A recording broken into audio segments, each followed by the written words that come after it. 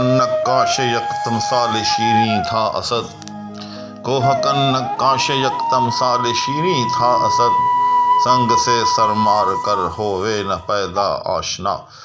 السلام علیکم ناظرین۔ تو رشک کہتا ہے کہ اس کا غیر سے اخلاص ہے، عقل کہتی ہے کہ وہ بے مہر کس کا آشنا۔ وہ غزل کے جو ہم نے گزشتہ کئی دنوں سے جو ہے ڈسکس کی ہے، آج بالآخر اس کا مقطع آپ کے سامنے پیش خدمت ہے اور بلا تاخیر پیش خدمت ہے۔ آئیں اس کی تفہیم و توضیح کرتے ہیں۔ تو سب سے پہلے ہمیشہ کی طرح اس کے مشکل الفاظ کے معنی، البتہ ساتھ میں غزل کے آخر پر ایک درخواست کہ اگر کوئی صاحب اس چینل پر ایسے ہوں کہ جنہوں نے چینل کو سبسکرائب نہیں کیا تو پلیز وہ سبسکرائب بھی کر دیں، ساتھ میں موجود بیل آئیکن کو پریس کر دیں تاکہ ان تک بھی میری ویڈیوز کی نوٹیفیکیشنز پہنچتی رہیں۔ شکریہ۔ تو سب سے پہلا لفظ کوہ کن یعنی پہاڑ کو کھودنے والا۔ اس کے حوالے سے ایک اہم بات میں پہلے بھی متعدد بات عرض کر چکا ہوں، لیکن دوبارہ کر دیتا ہوں کہ بات اہم ہے کہ ایک لفظ کن ہوتا ہے اور ایک لفظ جو ہوتا ہے وہ کن ہوتا ہے۔ جہاں تک کن کا سوال ہے، اس کا معنی ہوتا ہے کرنے والا، اور وہ یاد رکھیے گا کہ وہ فارسی مصدر کردن، اس کا مضارع ہے کند، دال ساتھ میں سے نکال دی، پیچھے کیا رہ گیا؟ کن۔ تو آپ جس کے ساتھ بھی یہ لفظ کن لگائیں گے تو بن جائے گا کام کرنے والا، جیسے کار کن، کام کرنے والا۔ جبکہ یہ جو لفظ ہے آپ کے سامنے کوہ کن، یہ فارسی مصدر کندن سے ماخوذ ہے۔ کندن کا مطلب ہوتا ہے کسی چیز کو کھودنا، اور اس سے پھر جو ہے یہ کوہ کن بنتا ہے۔ یعنی اگر کاف پر پیش ہو تو کرنے والا، اور اگر کاف پر زبر ہو تو کھودنے والا۔ تو کوہ کن کا مطلب کیا ہوا؟ پہاڑ کو کھودنے والا۔ نقاش، نقاش نقش سے ہے، کسی بھی چیز کے نقش جو ہے وہ تراشنے والا یعنی مصور۔ یک ایک، تمثال تصویر کو کہتے ہیں۔ ویسے تو یہ عربی الاصل لفظ ہے اور مثل سے نکلتا ہے، اور مثل کا مطلب آپ جانتے ہی ہیں، جو کسی کی مثال ہو، کسی کی مانند ہو۔ تو چونکہ تصویر جو ہوتی ہے وہ گویا کہ وہ اصل کے مانند ہوتی ہے، اصل کی طرح ہوتی ہے، تو اس لیے اس کو بھی تمثال کہہ دیتے ہیں۔ تو تمثال شیریں یعنی شیریں کی تصویر، لیکن یہاں تصویر سے مراد وہ 3D جس کو کہتے ہیں مجسمہ، تو یہاں تمثال جو ہے وہ مجسمہ کے معنی میں بھی استعمال ہو سکتا ہے۔ تو کوہ کن نقاش یک تمثال شیریں تھا اسد۔ اسد غالب کا پہلا تخلص جو بعد میں غالب سے بدل گیا۔ اس کے بعد دوسرا مصرع ہے، سنگ سے سر مار کر ہوئے نہ پیدا آشنا۔ تو مشکل الفاظ کے بعد اب اس کی تفہیم کر لیتے ہیں۔ غالب کہتا ہے کہ کوہ کن نقاش یعنی فرہاد، جو کہ شیریں کا معروف عاشق، اس کے حوالے سے بہت سارے اشعار جو ہیں ہمیں ادب میں ملتے ہیں۔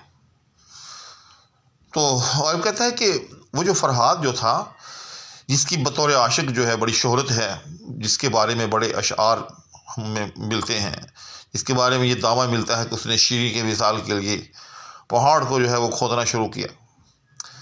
تو غالب کہتا ہے کہ وہ کوئی عاشق واشق نہیں تھا، وہ تو محض نقاش یک تمثال شیریں تھا، یہ شیریں کے مجسمے یا شیریں کی تصویر کا ایک منقش یا اس کا ایک جو ہے مصور ہی تو تھا، اور کیا تھا۔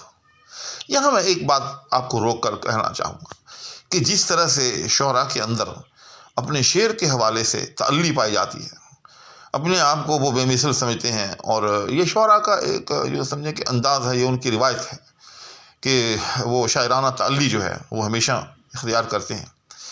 اسی طرح سے شعراء کے ہاں عشق میں بھی اپنے آپ کو بے مثل سمجھنا یا اپنے آپ کو بے مثل ثابت کرنا، اپنے آپ کو سب سے بڑا عاشق ثابت کرنے کا ایک جذبہ یا ایک روایت موجود ہے۔ تو غالب نے، میں سمجھتا ہوں کہ یہ شعر اسی جذبے کے تحت کہا کہ وہی عاشق تو ہم لوگ ہیں، ہم نے زندگیاں کھپا دی ہیں اس راستے میں، ہم نے نہ جانے کتنے ویرانوں کی جو ہے یوں سمجھیں کہ سیر کی ہے، کتنے ویرانوں کو گھنگھالا ہے، کتنے صحراؤں کی دشت نوردی کی۔ عاشق تو ہم ہیں۔ وہ کیا تھا؟ وہ ایسے ہی ہمارے درمیان، ہم و شاخ کے درمیان جو ہے وہ آن بیٹھا ہے اور اپنے آپ کو جو ہے وہ عاشق ثابت کرنے کی کوشش کر رہا۔ وہ تو کیا تھا؟ وہ تو محض ایک نقاش تھا، تمثال شیریں کا نقاش، یعنی شیریں کے تصویر کا نقاش یا اس کے مجسمے کا نقاش تھا۔ اور کیا تھا؟ پھر کہتا ہے کہ سنگ سے سر مار کر ہووے نہ پیدا آشنا، کہ ارے بھائی جو آدمی پتھروں سے سر مار رہا ہو یا پتھروں سے سر مار مار کر کبھی عشق میں نام کسی نے کمایا ہے؟ آشنا کا مطلب واقف، یعنی کبھی پتھروں سے سر ٹکرانے سے بھی کبھی معشوق تک رسائی حاصل ہوئی ہے، کبھی پتھروں سے سر مارنے سے بھی محبوب جو ہے وہ آشنا میں بدلا ہے۔ یعنی محبوب تک رسائی حاصل کرنے کے لیے یا عشق میں کمال حاصل کرنے کے لیے انسان کے اندر جذب کامل ہونا چاہیے، اس میں کچھ شارٹ کٹ نہیں ہے۔ جیسا کہ فرہاد نے سوچا کہ بس میں یہ ایک نہر سی جو ہے وہ کھود لوں گا اور شیری تک پہنچ جاؤں گا۔ یہاں بھی میں سمجھتا ہوں کہ ایک وہ شعر آفرینی ہے، ایک نقطہ آفرینی ہے۔ غالب نے فرہاد جیسے شخص کو اور اس کے اتنے مشکل کام کو کہ پہاڑ کو اس نے کھودا ایک طرح سے اور کھود کھود کر جو ہے اس کو وہ شیری کے محل تک لے گیا، اس کو بھی جو ہے ڈیناؤنس کیا، اس کا درجہ بھی گھٹایا کہ وہ کون سا ایسا کام تھا، سنگ سے سر مار کر ہووے نہ پیدا آشنا۔ کبھی پہاڑ کھودنے سے بھی کبھی معشوق ملا، کبھی پہاڑ میں سے نہر کھودنے سے بھی محبوب تک رسائی حاصل ہوئی ہے۔ گویا کہ ہم جو کام کر رہے ہیں، عشاق تو ہم ہیں، اور ہم جو کام کر رہے ہیں وہ راستہ ہے، یہ وہ کام ہے معشوق تک رسائی حاصل کرنے کا۔ اور وہ کام کیا ہے؟ دل کا کیا رنگ کروں خونے جگر ہونے۔ یعنی غالب کے نزدیک یہ شعر و شاعری جو ہے یہ پہاڑوں میں سے نہر کھودنے سے کئی گنا مشکل کام ہے، کئی گنا مشکل عمل ہے۔ گویا کہ یہ اپنے آپ کو تحلیل کرنے کا نام ہے، اور یہ بھی ایک حقیقت ہے کہ جب ایک شاعر شعر کہتا ہے وہ گویا کہ اپنے آپ کو تحلیل کرتا ہے۔ دل کا کیا رنگ کروں خونے جگر ہونے تک، وہ واقعی ایک طرف اپنے دل کو جو ہے وہ لہو لہو کرتا ہے اور دوسری طرف اپنے جگر کو جو ہے وہ خون میں وہ سمجھے کہ تحلیل کر دیتا ہے۔ تب جا کر جو ہے کوئی شعر جو ہے یا شعر تر کی صورت جو ہے وہ نمودار ہوتی ہے۔ تو امید ہے کہ آپ کو یہ شعر بھی سمجھ میں آ گیا ہوگا۔ اسی کے ساتھ اور دعاؤں کے ہمراہ اب آپ سے اجازت چاہوں گا، اور ایک بات آپ لوگوں کے ساتھ میں شیئر کر رہا ہوں۔ جو احباب میری ویڈیوز دیکھ رہے ہیں ان کو تو معلوم ہی ہوگا کہ میں نے مرزا غالب کی جو مشہور فارسی اشعار یا ان کی جو مشہور فارسی غزلیات ہیں یا رباعیات ہیں ان کی تفہیم کا بھی سلسلہ شروع کیا ہے۔ وہ بڑا علمی کام ہے اور وہ بڑا اہم کام ہے۔ جو احباب بھی میری وہ فارسی شاعری کی جو تفہیم ہے اس پر مبنیات غزلیات دیکھیں گے، ایک تو ان کو فارسی جو ہے میں دعوے سے کہتا ہوں کہ آ جائے گی۔ یہ ہو نہیں سکتا کہ وہ یہ میری غزلیں جو ہیں یعنی یہ میری ویڈیوز جو ہیں یہ دیکھیں، مرزا غالب کی جو فارسی کلام پر مبنی غزلیات ہیں وہ دیکھیں اور ان کو فارسی لائیں، یہ ممکن نہیں۔ انشاءاللہ ایک تو ان کو فارسی آ جائے گی، دوسرا یہ کہ مرزا غالب کی اصل بلندی، مرزا غالب کہ یوں سمجھیں کہ ان کی نکتہ سنجی کی جو اصل دنیا وہ ان پر منکشف ہوگی۔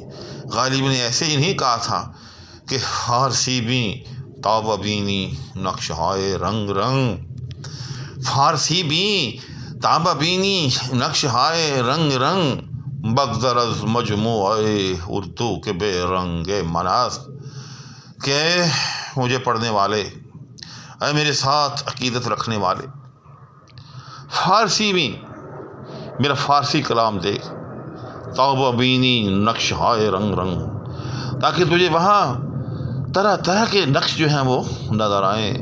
بگذر از مجموعہ اردو، یہ میرا جو اردو مجموعہ ہے اس کو چھوڑ دے، یہ تو ویسے ہی بس میں نے یوں سمجھے کہ نقل کر دیا اور لکھ دیا کہ بے رنگ مناس، کہ یہ مجموعہ تو جو ہے یہ تو بے رنگ ہے، اس میں وہ کیف، اس میں وہ نقطہ سنجی، اس میں وہ نقطہ آفرینی نہیں ہے جو کہ میرے فارسی کلام ہے۔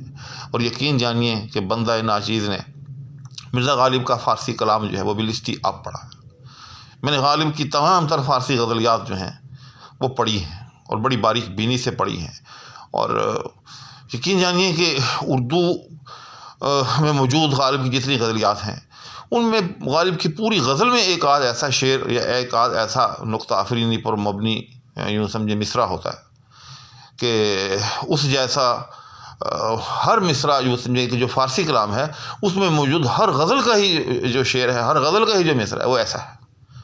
فارسی کلام میں کوئی ایسا ایک شعر بھی مجھے جو ہے ڈھونڈے نہیں ملتا کہ جو نقطہ آفرینی اور نقطہ سنجی سے جو ہے وہ خالی ہے۔ چنانچہ اسی کے ساتھ اب آپ سے اجازت چاہوں گا۔ اللہ حافظ۔